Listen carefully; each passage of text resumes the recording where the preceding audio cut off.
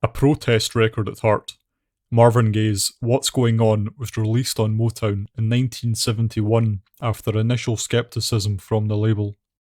Confined to appeasing the expectations of which she had become famous, and perhaps most importantly made a lot of money from, Gaye wanted to reinvent himself. Motown crossed its fingers, hoping the young star would avoid alienating his fans. What followed was a landmark album in which expressions of love towards God, the environment, and society would materialise into music as heartfelt as anything he had previously released. Listeners became transported from the stabilising post-World War II society of American graffiti into the existence and acceptance of American instability and conflict in Vietnam. What's Going On is an album of sombre commentary, utilising beauty and orchestration to recover any hope lost through the lyrics. It serves as a time capsule of its day, yet continues to see relevance even now. We find ourselves still locked into military conflicts of questionable intentions. Poverty, racism, tribalism, environmental issues. The album either tells us that society has stagnated in the last half century, or that these struggles are forever to continue taking place. Amid the international struggle of capitalism versus communism, America was fighting an unwinnable war in Asia.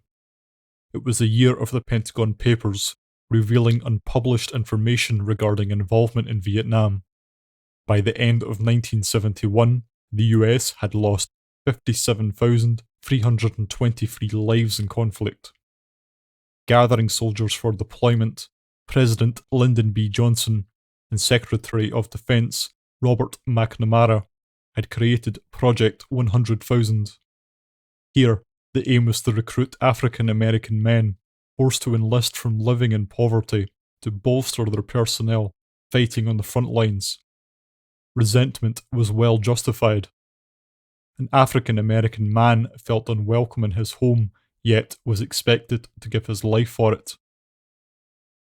Back in the US, tensions erupted into hostility.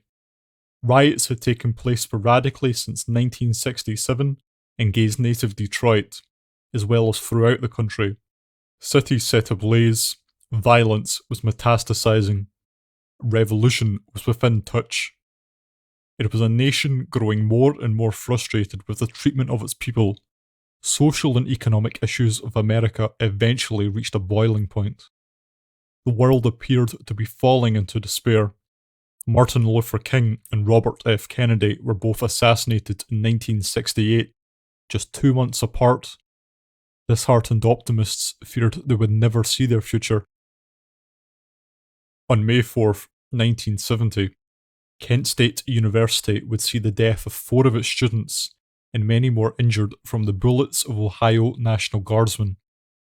As the combat in Asia developed, the US invaded Cambodia, the western neighbour of Vietnam. Naturally, there were protests against the invasion and continued occupation of Southeast Asia. Educational establishments across the country shut down as objections to the involvement abroad became ever louder. In the chorus of the album's title song, Marvin sang, "Picket lines and picket signs, don't punish me with brutality." It was the voice of an entire generation, desperate for the war to end. Vietnam was also the first televised war. A proportion of the population had access to the images of war. Its terror was available to them, if not through the number of bereaved families, then through television screens.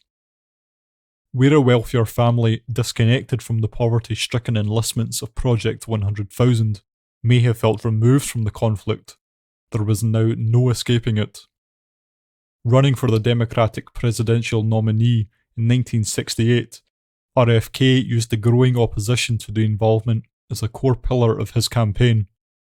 Richard Nixon, who won the election of 1968, also promised to end the war. It was beginning to take a hold on all of America, regardless of whether you were Democrat or Republican. American intervention abroad was drawing criticism. It is with all this frustration that What's Going On would find itself presented to the world.